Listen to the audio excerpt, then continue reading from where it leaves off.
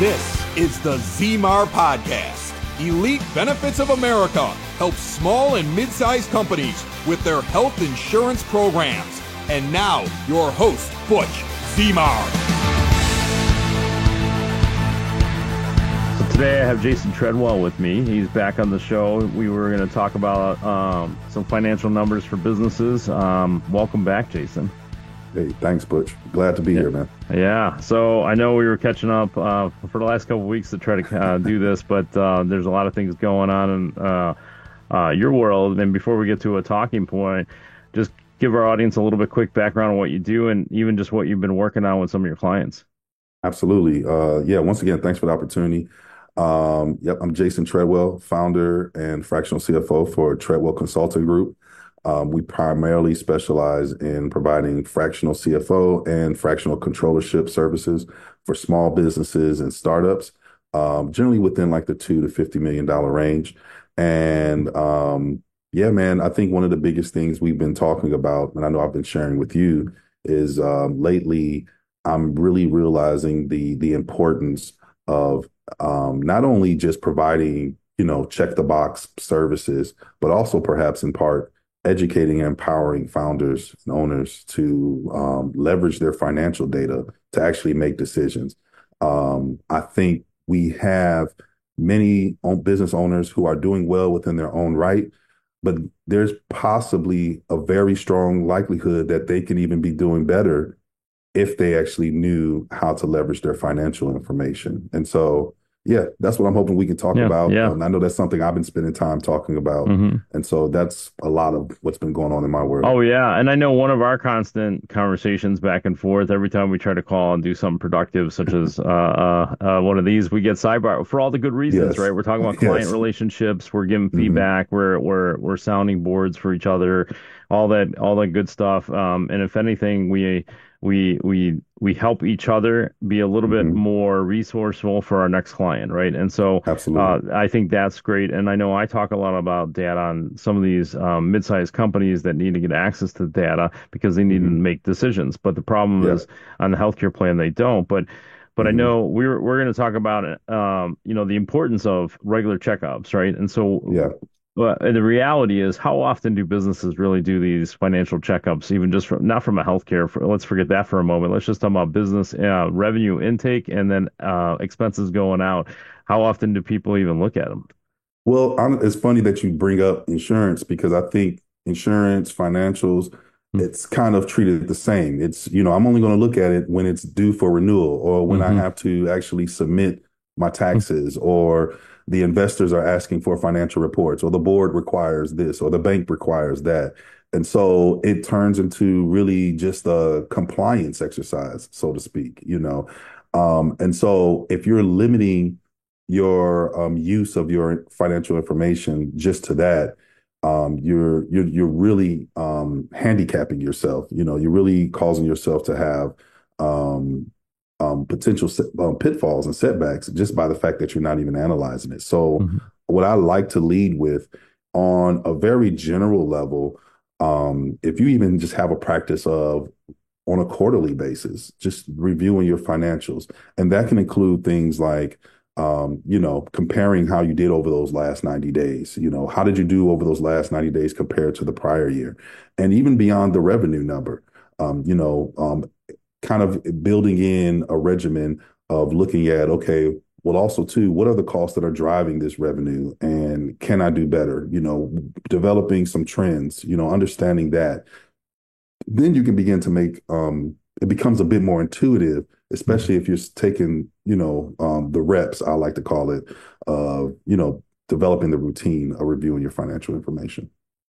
So just to make sure I'm clear on this. So like you're saying that most don't do even quarterly, just like the reference you did made on health insurance, they wait until the renewal. So you're basically saying tax time comes around and they're like looking at this thing and it's already too late to make any changes or adjustments, right? And so they're looking at their financials at that point.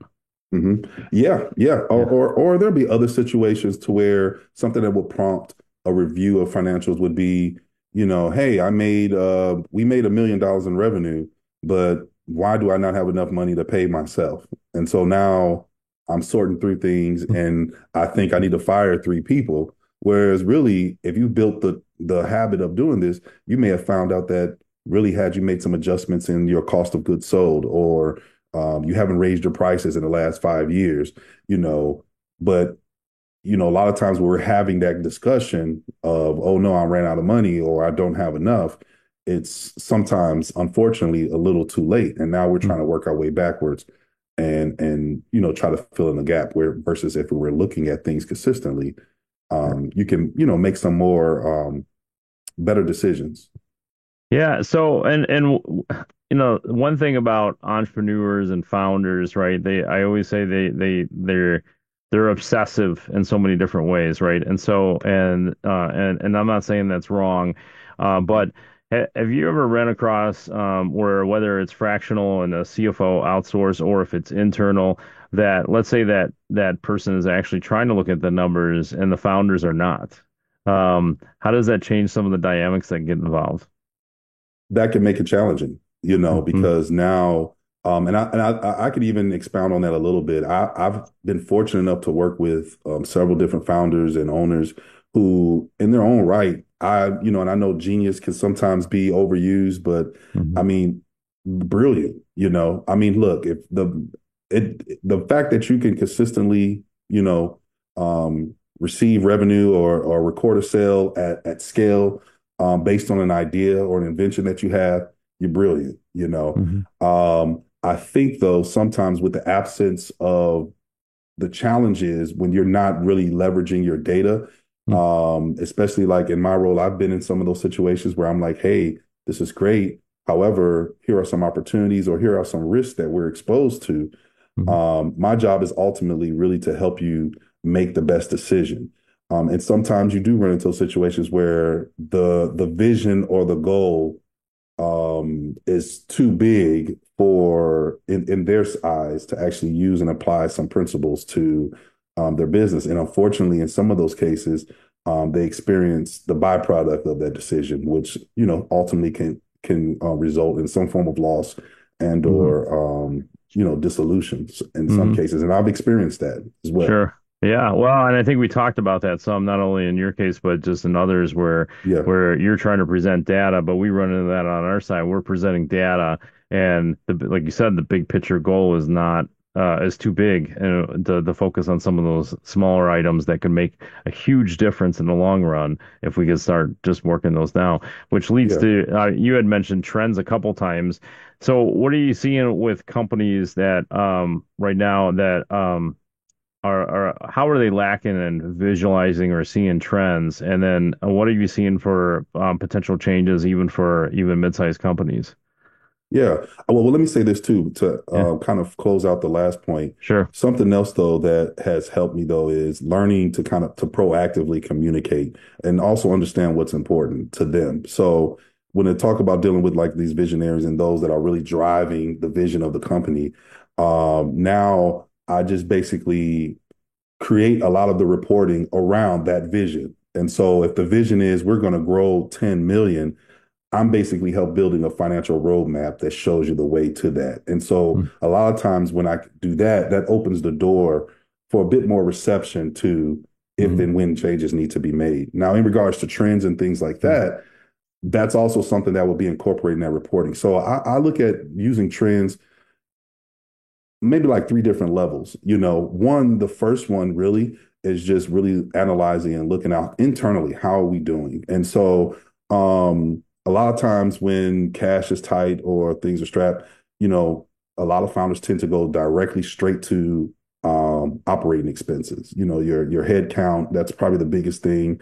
And so, what I try to do with those trends is build a relationship of the various different accounts to like revenue or cost of sales. Because if you think about it, it's that top line that's really driving and facilitating the existence of everything else. And I think all I do is really kind of shift how they're viewing that. And so we would look at things, whether it be in 13-week increments, if we're really looking for like a cash flow analysis, or like I said before, sometimes we just look quarterly and compare it to the prior year. Only other thing I would, an addition that's good to do is to create a benchmark. And a lot of times you can use just industry. So whatever your industry is or whatnot, Sure. you can kind of see what's happening there. And sometimes that can also be cultivated by directives by the board, right? Where there might be expectations communicated that the founder of the company can manage to as well. So now we have trends, right? And so we're able to predict maybe some outcomes of cost analysis, maybe some revenue. And so can you walk us through just some process that you take some of your clients through, of walking through that and trying to predict some of those expenses, predict some of those revenue streams or hits, targets that you're trying to hit? Yeah, no, great question. I think it's funny too, because I'm spending a lot of time recently walking through pipeline. I think really just creating systems and process around the development of a pipeline and the management of a pipeline, because so understanding your conversion rates, understanding the dynamics of what does inbound and outbound look like, when you're speaking to your leads, who are your ideal customers? Is it too broad? Is it or is it niche enough to get you in? And honestly, I've been spending a lot of time. I have one client to where we signed up for fractional CFO services, and I spent probably the first 6 months literally just working with them, coaching them through just developing a better and more streamlined pipeline.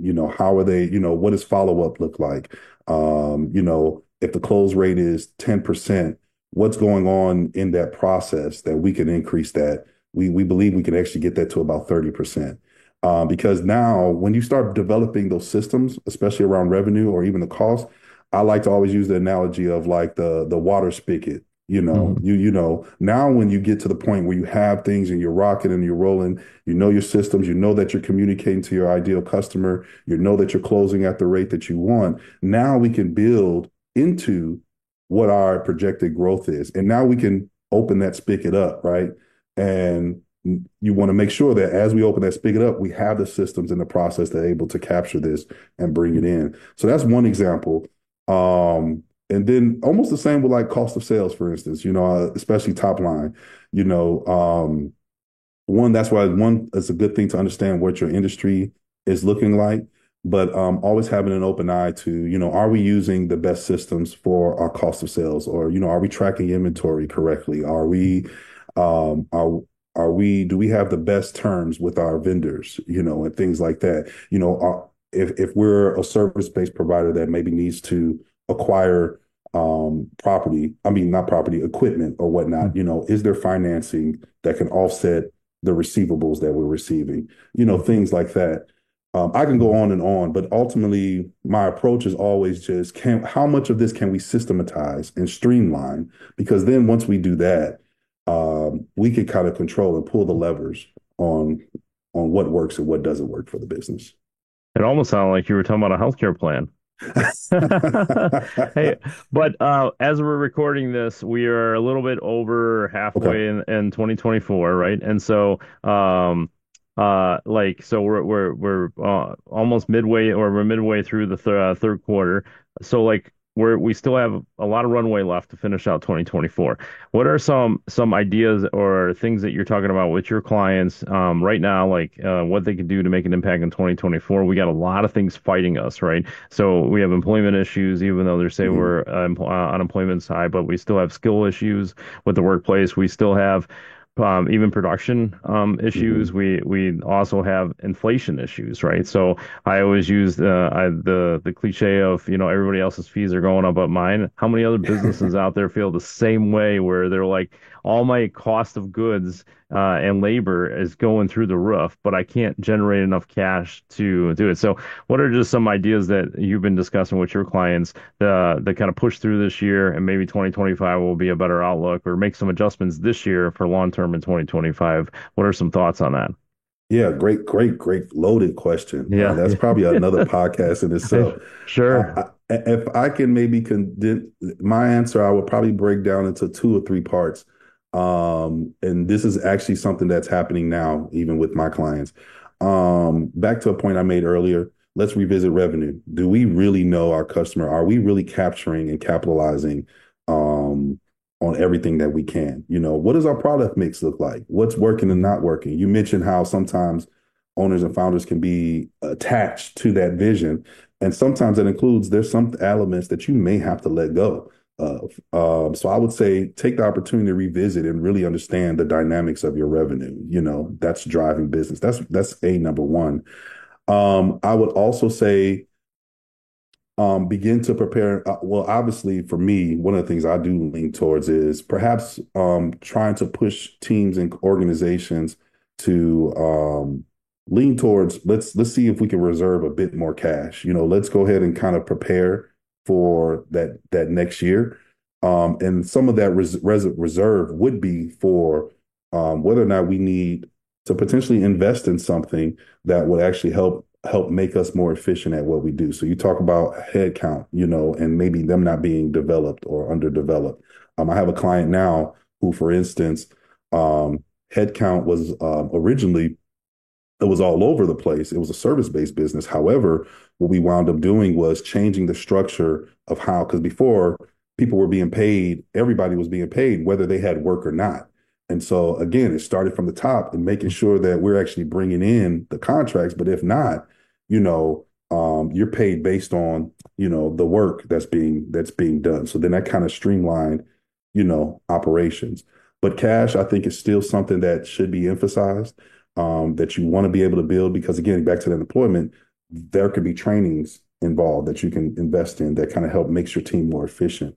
And then I guess thirdly, what I would say is, again, really just at the topic that we were talking about, let's begin to leverage that financial data. So we're 8 months done in the year. Mm-hmm. Let's look through that, get to know your financials intimately.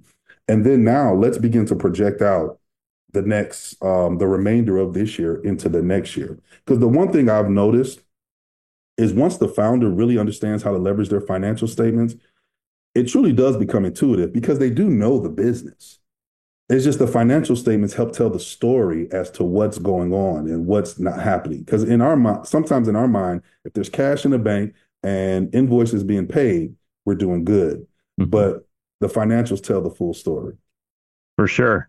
And so just to add a little twist to that same question and background, right? Because mm-hmm. why not, right? And so you come from a background where you work with companies that are either invested or owned by venture capitalists or private equity firms, however you want to word it. You know more about the industry than I do, but like, what are those firms when they're invested in these companies and we're dealing with the climates that we are now? What are they looking for out of the companies to produce back to them? What have you been seeing? Yeah, sure. So I know it definitely with the PE backed, a lot of times it's kind of doing a lot of what we've been talking about, where it's about stripping a company down a lot of times to what it's best at, and sometimes that's the biggest. It's almost like it's doing what founders and owners perhaps should have done, just so that it can maximize the cash flow and how that company produces cash, right? Because now ultimately when it's prepared for an exit, there's a perceived value that can be validated by the efficiency and how it makes money.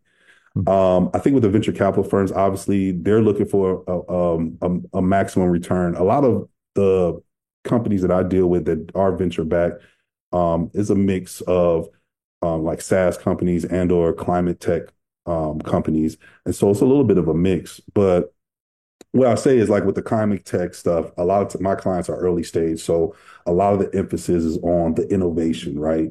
So what it is, and so there's sometimes, many times, like a social component to that. So it's like, how much of an impact can you make in civilization in the world? But still, ultimately, is this commercially viable? Who is going to be your customer?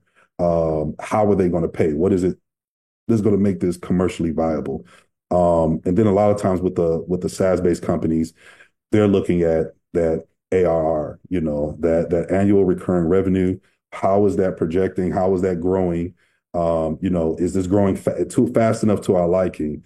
Again, it's kind of, I feel like a lot of times they're more focused on that engine that's running that thing and, how viral that revenue can grow. And so, again, the risk sometimes when you're dealing with, especially in the startup world, is there's still so much emphasis on it's early on the innovation, the idea, and how that's being developed. However, there comes a time to where, okay, now we've been riding off of this. Now, what's the results of that? How are we going to be able to sustain this? Can you tell the story? And oftentimes, that's when a lot of my work increases because now we're doing a lot of the deep work that's required to understand your data, to understand how to interpret that and leverage it to push the company forward. Mm-hmm. So, and before we wrap up, so when we're talking about these financial statements and trends and things like that, a lot of entrepreneurs that I have met that even from the startup phase could actually look at data and make decisions pretty fast and they're ready to move, right? And so at what point do you see that when the blurry eyes start coming in for the founder and they're looking at data and either one, they're not really sure what they're looking at anymore, or two, there's these false assumptions, right? Some people don't like Jack Welch from GE, but he's written a couple books. But one thing I've always taken from his talks and whatnot is that he always talks about what's the reality of this event, right? Forget the emotions. What's the reality of this, right? And sometimes the owner can't get out of their own way, or the founders, partners, whoever's involved. And so, is there a revenue standpoint, or is it certain other dynamics where they go to a guy like Jason and say, "Hey, Jason, can you give us some feedback and break it down what I always call Barney style, right? Just break it down so we can understand this information at a more even field so that we can make adjustments in the company and keep growing."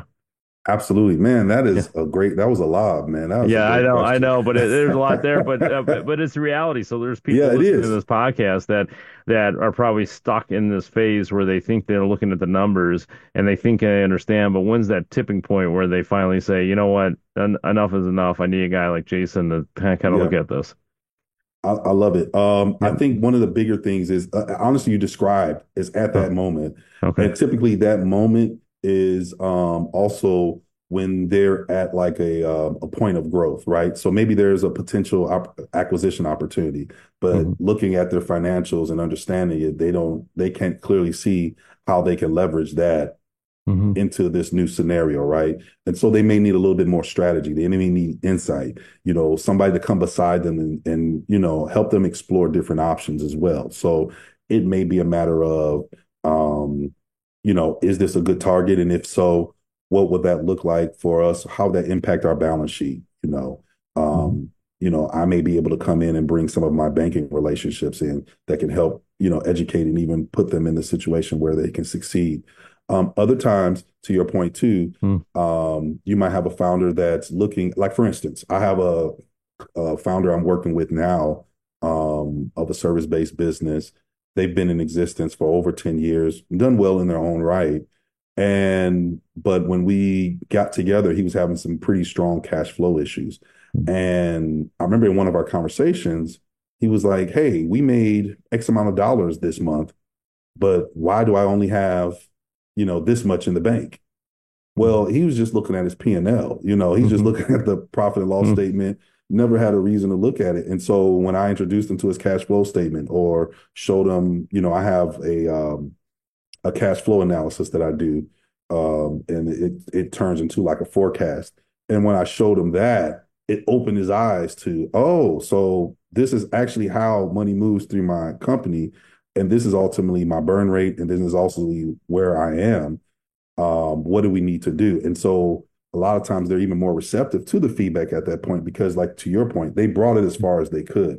Now you bring me in to kind of help. Let's take this to the next level. Or let's take, what is your goal? What is your vision? And then let's begin to implement a strategy to get you there.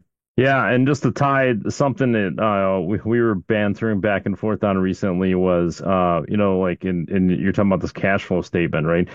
So, but a lot of businesses focus so much on the tax side, right? There's sure, the tax code is huge. Do we need to streamline it? Maybe, but still, it's so huge. There's missed opportunities. So they focus so much and energy and time there.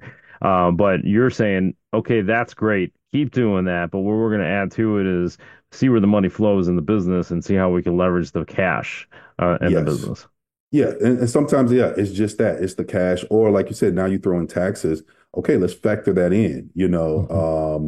I'm not a professional tax guy, but I understand how it works. I mean, I'm an accountant by trade, but it's a necessary evil. But I think there's more value, even when you talk about taxes, you gain so much more when you have a plan and you approach it proactively than you do where it's just the end result of the year, which oftentimes, unfortunately, in America is just how, we tend to operate, whether personally or in business. And all I'm saying is let's begin to address that in January and factor that into our plan, and we can continue to grow this business. Sure. So you need a tax guy and a cash flow guy, right?